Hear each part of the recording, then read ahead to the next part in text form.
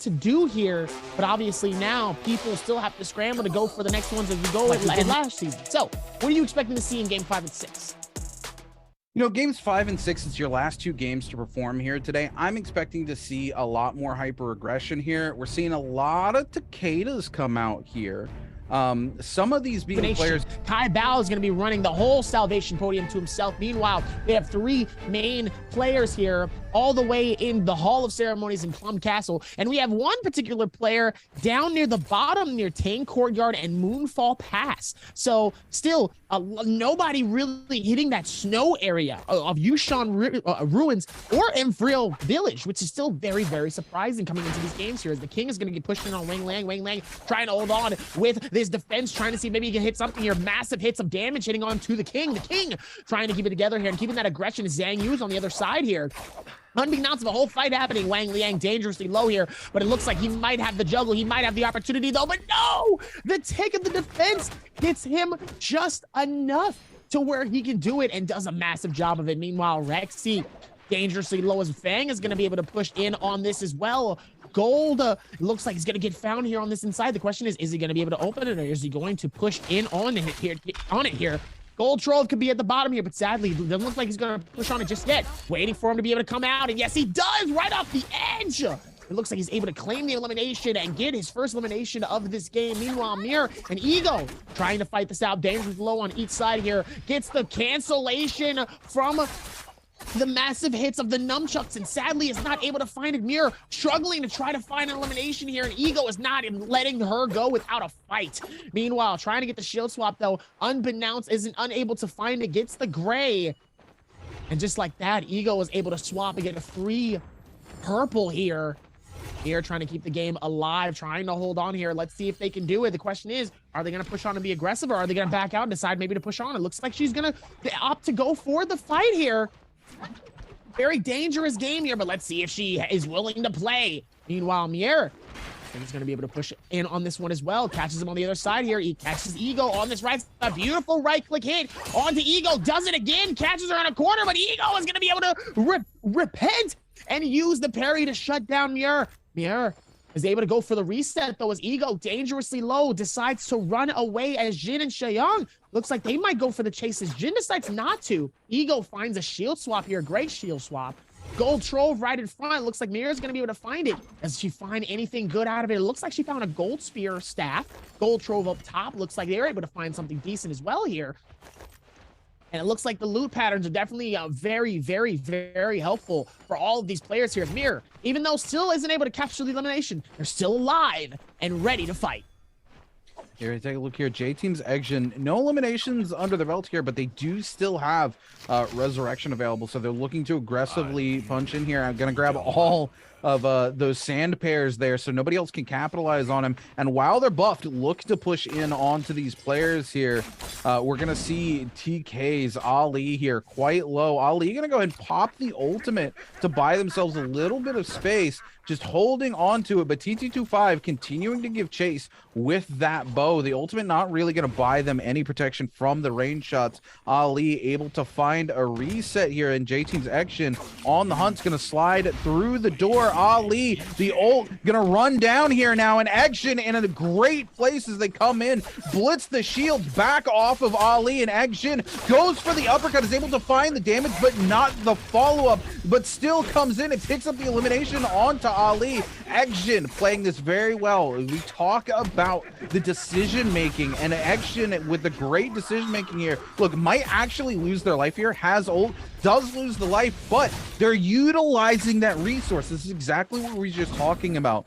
Players like Railgun not using that early resurrection as a safety net to pick up eliminations has bit them in the butt, and Action more than happy to trade one life for another to put some points onto the board. And we're going to see Kele's Fang pick up the second elimination on Rexy in the kill feed here, and that's going to be it for Rexy here in game number 5. Now Zhang Yu from Team OC goes super low. Wang Liang keeping the pressure on with those elbows while in the Targa ultimate, able to pick up an elimination. Kele's Fang very low here, but going to pop the ultimate as the King tries to come in and make something happen. Fang able to do a ton of damage.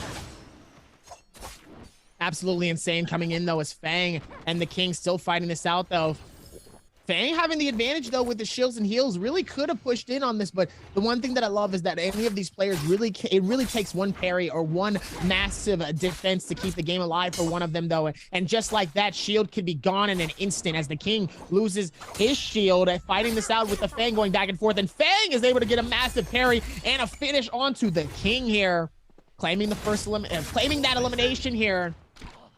Still has a chance to run it back as well here, as Kaibao is going to be fighting this out too with Ego. Ego trying to keep this together here, low on, has some heals, no shield at all to his name here, trying to keep this together. Oh no, he's going to catch him with a juggle here, not looking good, as Kaibao is going to be able to shut down Ego and gets a massive finish and his first elimination on the board for this game. Fang in the lead though with 30.6, so this is massively helpful for him as well. Let's see if they can keep the same game alive. Here's the Fang. I keep saying the Fang. It's just Fang. But I want to say Fang. I mean, after today, I think we call him the Fang. You know what I'm saying? The Fang, like, yeah, because he got fangs. You know, yeah. Fang coming in here with the fangs, absolutely biting players' heads off today, playing a massive day one here. And it's just great. We are going to see those realms of Yang getting ready to pop up. GD's Mer looking to go into one. We're going to see a lot of players down below here looking to find anything onto that portal. And Wang Liang with his one elimination on his belt, more than happy to pop off.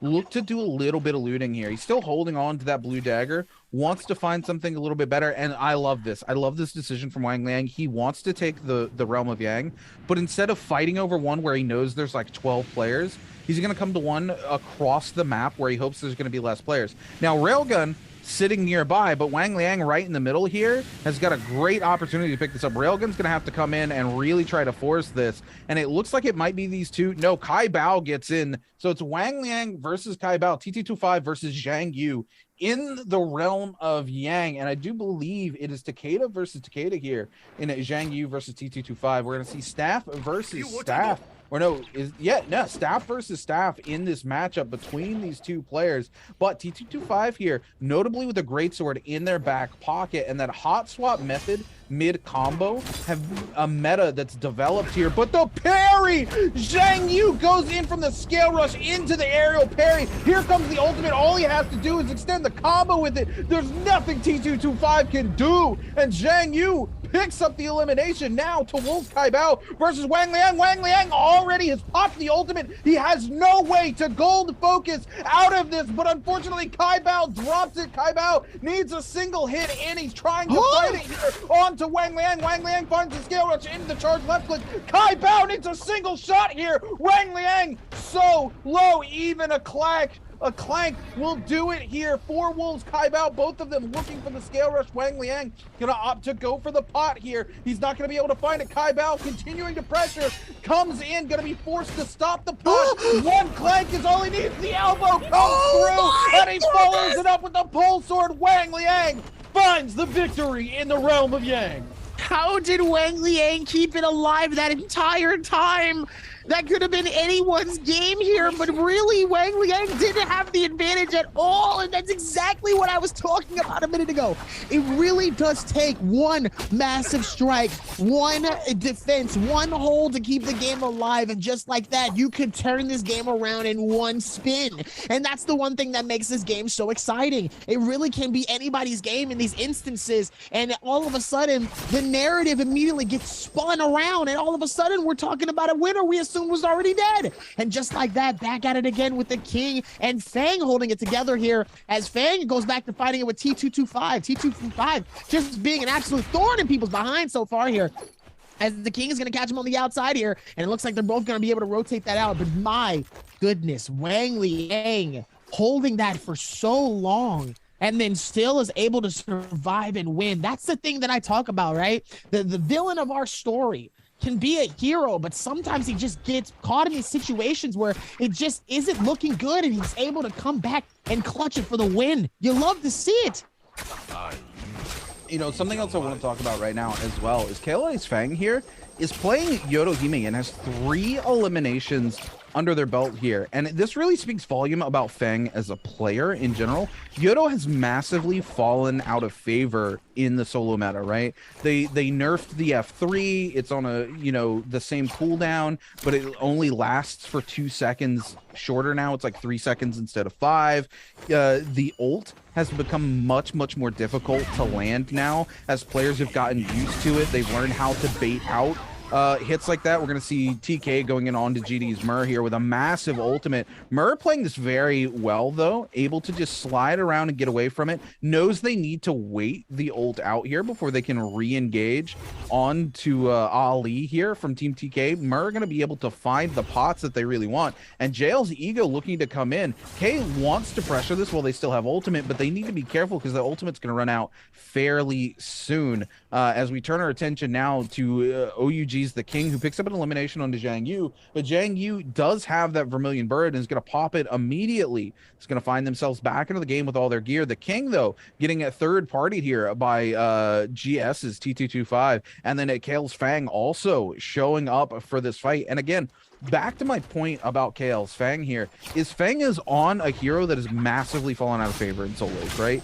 But because they're just such a technically well-rounded player and they have good decision making, it's very hard for these players to actually pick up eliminations on it. And T225 there actually gets the grab, but because Fang has the F3 down, they can't really follow it up. Zhang Yu gonna slide in after getting the resurrection there from the Vermilion, actually finds the elimination on a T225, who I also believe has Vermilion, if I'm not mistaken. So they should still be in this game. GD's Mur going to come in looking to turn this fight on to Ego after Ego picks up the elimination there on to Ali. Ego coming in with the katana, turns that around fairly quickly. Mur needs to do something, teleports top side, has the opportunity to aggressively turn this. They have ult, could have easily popped onto Ego here, but would rather take the reset and lose a little bit of that advantage here against Ego because they do only have one charge after teleporting up. Ego gonna take the reset and happily get out of here. Ego with ultimate available now,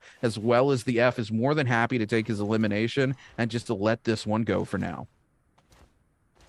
Sometimes you got to call it in these certain situations here, and it might not be worth it here because that specific call could be your life in these games here. And noting that we're in game 5, it really is a moment where you really have to protect yourself at all costs here in these final games here, because you definitely don't want to have a good momentum and then lose it because of something else in these instances. So you have to be able to be a little bit more susceptible to being able to back out of these fights here, even if you might have the advantage sometimes too, because like we said, it really can be one switch. You got to have so much confidence in these fights here, as Ego is going to push in and get some massive damage on a Miura, though. Elbow comes through, beautiful right click, trying to see if he can get in, but the parry comes through. And looks like Mir still struggling to try to move it. Look at the maneuvers coming in from Ego, though. Absolutely putting in so much maneuvering all the way around, forcing Mir to back off here. Goes for the grapple and decides to back off as far as she can. She needs to be able to separate themselves. Meanwhile, back in the realm of Yang, we got one last fight to take over here, as it looks like they're immediately going to go airborne and start to fight this out. It's Young versus Zhang Yu in this space here. Immediately going to be pushed in here. Hits the Takeda ulti here, trying to hold it together here, trying to see if they can hit anything. And yes, they do. Onto Zhang Yu. Zhang Yu holding out together here, waiting for the ghost of each one. Trying to see if they can hit some nice damage onto each side here, trying to hold it. The scale rush comes through, trying to connect something here. Zhang Yu trying to hold it on and hitting some damage onto Young here. Beautiful hits though on each side though. I'm curious what's Zhang Yu doing. Zhang Yu was kind of standing there though. I don't know if he was building up to something or if he was doing something, but he does get caught by massive blades, but he's also dangerously low. And Shayong shuts down Zhang Yu in the realm of Yang. Gets the finish, gets a gold pole sword.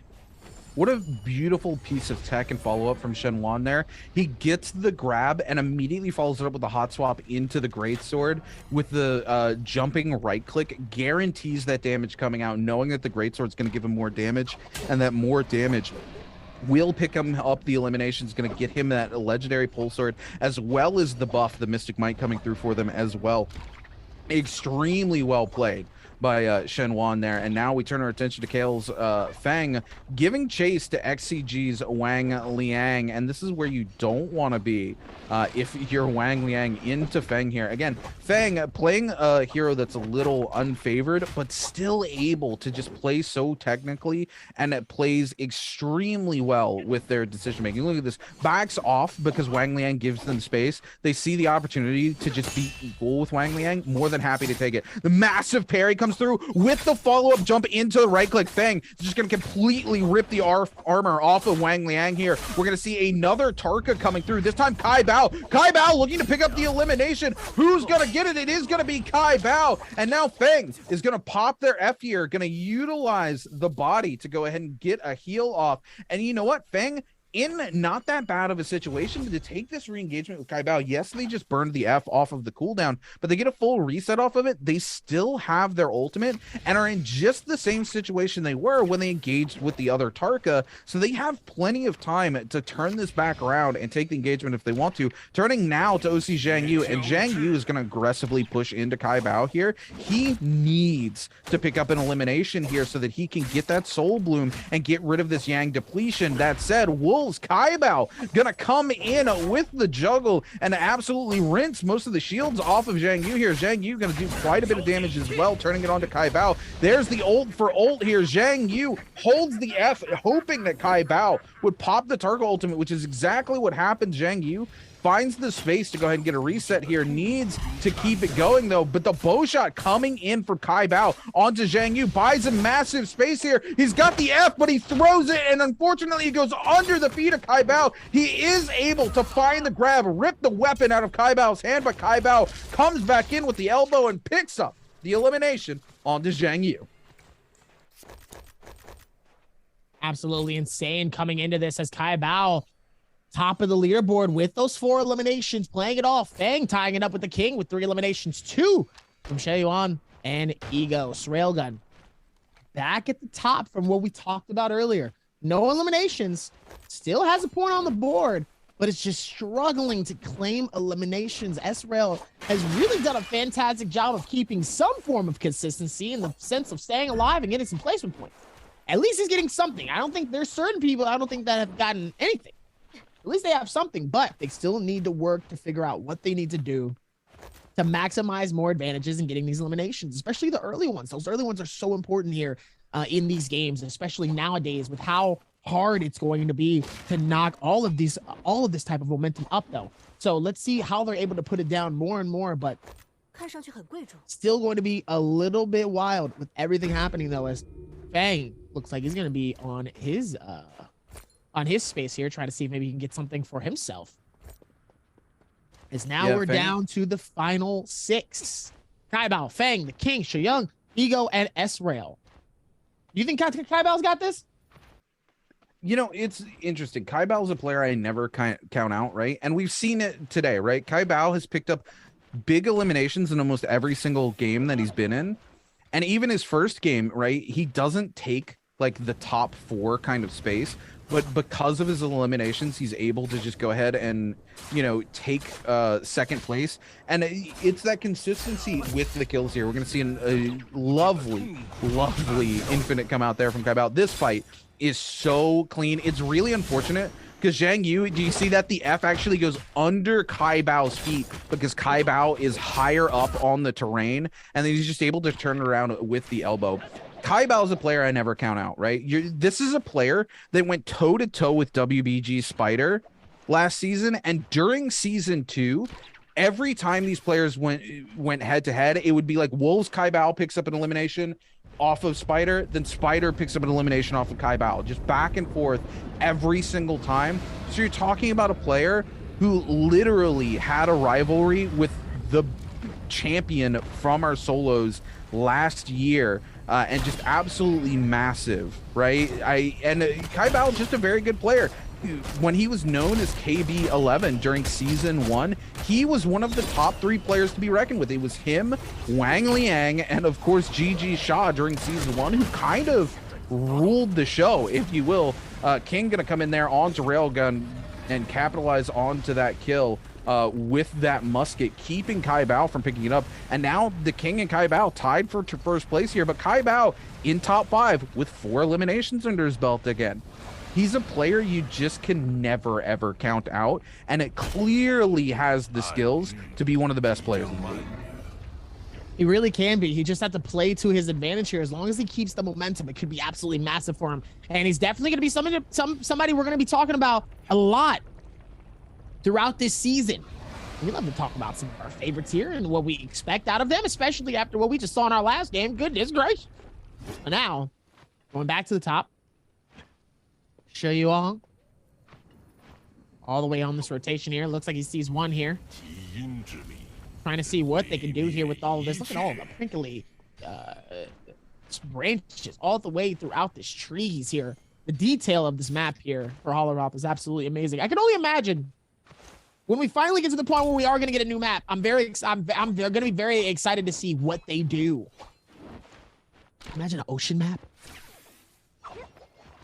What about like in the forest? There's like way more trees, like a deep forest, like rainforest type atmosphere. You know? Oh, beautiful shot coming in from Fang. Fang again, that all the way from the other side. Goodness gracious. Fang has been playing this game so well, right? Again, we're talking, he's on Yodo, and Yodo's not a bad hero, right? Just less favorable in the current meta than she's been, right? You know, we saw the ult come through, and there was that particular meta where she had been buffed like 6 ways to Sunday, and then they fixed the ult, like they reworked the ult, and all those buffs made her so strong. I don't think we'll ever see Yodohime go back to that level of prevalence, right? And especially into the current meta, where she's less favorable. But that said, still a very good hero. I don't think you're really playing at a disadvantage playing on Yodo. You're not 100% optimal, but you're not really hurting yourself either, as long as you're a skilled player playing Yodohime. And of course, we're going to see, our boy Fang here show that, as they won some fights into Tarka's as Yodohime. Even while Tarka was ulting, you're just able to kind of use your own ultimate to counteract that ability to just infinite you, right? And if you hurt the Tarka enough, you force them to back off, and then they don't really have enough ult to take that engagement again. I think Feng is just playing their mind off, but I also think Yodo's not really as out of the meta as some of these players think Yodo is. I mean, it's still with the advantage, though, that Yodo is still powerful.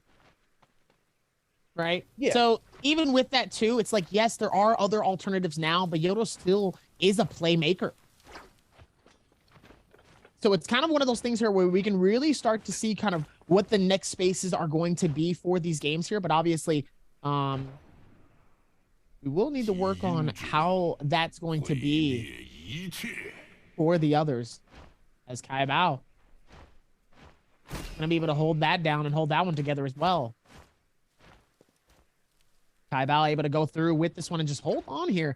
Meanwhile, Fang, the King, and Young all the way inside of this building here, trying to hold it together, not really going for any fights here. They're not trying to engage, but they're just keeping themselves in a short distance here as the circle is closing in. The gap is making it shorter and shorter here. They're gonna have to force the fight. Yeah, I mean, look, we're 5 players and we're now coming in onto Zone 6. We're probably not going to see too much pop out here until Zone 7 when these players are really forced together. Yeah, we're going to see a lot of this, right? We're going to see a lot of these players just taking these range shots and absolutely trying to pepper people. And what they're trying to do is they're trying to get somebody low enough here that they bait the rest of the players into the hunt, right? They're trying to tempt the sharks to jump into the water, as it were. And as soon as that starts going, that's when it's safe for you to come in and take the fights. But you don't want to go in and force a fight, because then you're going to be the person being third-partied on it. They're playing very smart. This is super good decision-making coming out from these players. And even Fang and the King here, right? Like, they're trading blows on the bottom side of this, but neither of them are really committing to the fight. You just see Fang way back out of that, right? And then come back in, looking for some range shots here. Now King going to be forced to the other side. It's nobody wants to commit to it because as soon as two players commit to a fight, the third party is going to come through. Now that said, Fang's going to see their armor completely ripped off here. Here we go. Blood in the water. Fang able to find... Excuse me? How is that pole sword going through the wall and connecting onto Fang? That doesn't make any sense. I'm a call that shouldn't actually happen. That's very weird. You know what it may be? They may have the Soul Jade that adds splash damage, so it's the splash damage connecting onto Fang. That could be a possibility. It just typically that should not connect. Kale's Fang here gonna come down here with the dagger though onto the target. Target gonna pop the F. Now we're gonna see one of those sand polyps popped in the face there of Fang. Fang able to still find space on the edge of the circle here and just keep it going. We're gonna drop the F. We're gonna take the full reset. Fang a little bit of HP missing, but for the most part, they got those shields up. The parry comes through though. Jail's ego is gonna fight it onto Fang, and there we go. The blood is in the water. The sharks descend onto Fang, and it's going to be OUG's the king with the musket yet again. If you remember this from season 2, King was always able to find those long-range third parties with either a bow or a musket and pick up elimination after elimination. And that's the third elimination King's been able to pick up with that musket from range this game. And now King sitting pretty with 4 players left alive as Zone 7 gets ready to completely collapse, able to find himself multiple eliminations from range without having to really commit too many resources to these fights. Unfortunately, that's going to be it for Fang here in game number 5. Even with that one, though, Young trying to see if maybe he can hold on between Kai Bao trying to hold it together, and he does claim the elimination on the Young. Meanwhile, everybody else is trying to scramble to get that elimination. Kai Bao trying to hold it and absolutely sends Kai Bao outside of circle here for a brief second here. The final 3 inside of this plane and a whole lot of sparks all over the place here. Has to be careful. And even with all of this, though, Kai Bao trying to hold it together here, trying to see if maybe he can get some hits onto the King as he does. Able to connect something, though. The question is he able to get any shield? It doesn't look like he's able to get any, as he's just trying to keep the game alive. Hits Ego from outside of the circle here. Gets hit by Ego. It looks like he has just a moment maybe to pop some shield to keep the game alive. No, Ego and the King are not going to give him a second moment or a break to try to get some shield off at all, even with the defense not holding it together, as the King is able to claim the elimination. And here he goes. The King versus Ego, 1v1. Both of them holding on to Kata's trying to do it, but Ego is going to shut down the King in moments, not giving him much of an opportunity to claim it, though. But I don't think it's going to be enough. The King was able to claim that last elimination that he needed, and he was able to do it in the best way possible. And I think he's going to be crowned our winner, absolutely, as he does. Was able to shut that down the way that he wants to. Yeah, King plays this extremely well in the end here.